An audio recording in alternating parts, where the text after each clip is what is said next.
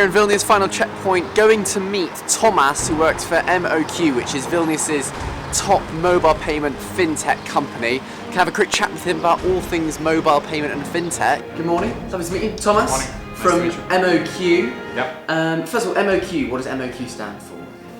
It's an abbreviation, doesn't really mean anything by itself. Okay. It sounds similar to the word payments in Lithuania. MOQ, can you give me a very brief summary and history of the company?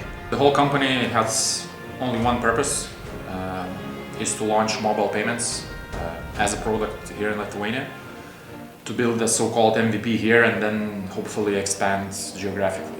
You are a joint venture with 3 rivaling telcos. How have you found that process? It has a very strong logic behind it, since all 3 key telco operators here in Lithuania, they have no more or less 100% of access to the market, right. Both like in terms of people and businesses. So if anyone should do that, everybody thought that it's an upper hand, because once you have a relationship with anyone, it's much easier to introduce a new product and see how things work. What have you found is the secret to changing consumer behavior? I mean, especially when it comes to QR codes.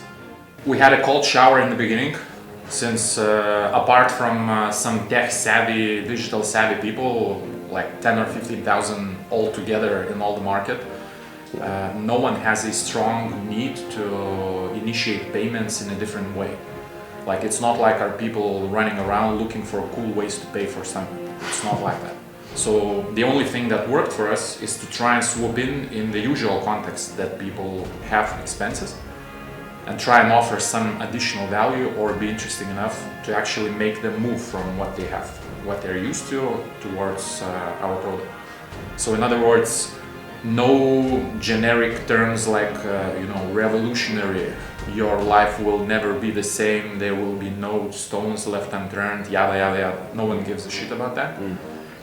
But rather, if we swoop in and say, go ahead and buy your flat latte as you do on a daily basis, but if you pay with us, it'll be like 30% quicker, and we will give you like 20% cashback just to try it out.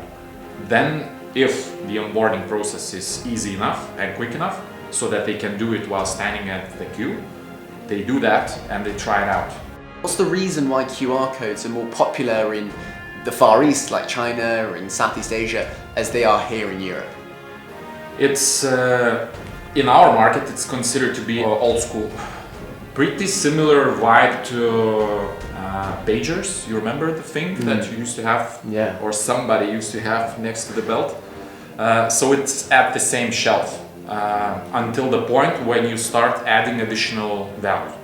QR allows you to do stuff like integrate it into any form of advertising, for example. So when you have out-of-door advertising that introduces some new music festival, you can add the QR there and make it possible to purchase the ticket directly from the outdoor.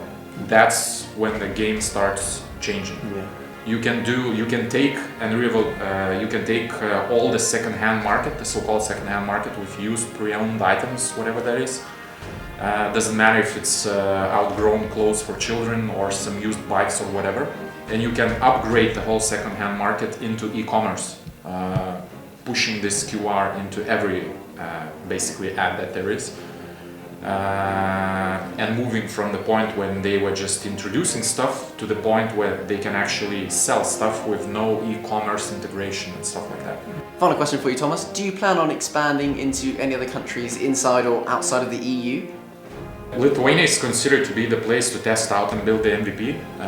Once this works out, we will obviously have to expand, because just under 3 million people, it's not the market you want to be in with any form of payments. Doesn't make any sense. So it's as with any other fintech company, you have to scale and do it like very quickly and at the huge scale. Otherwise, what are we doing here? Thomas, thank you very much for your time. Really appreciate it, and hopefully MOQ is going to be seen all around the world in big business. Fingers crossed.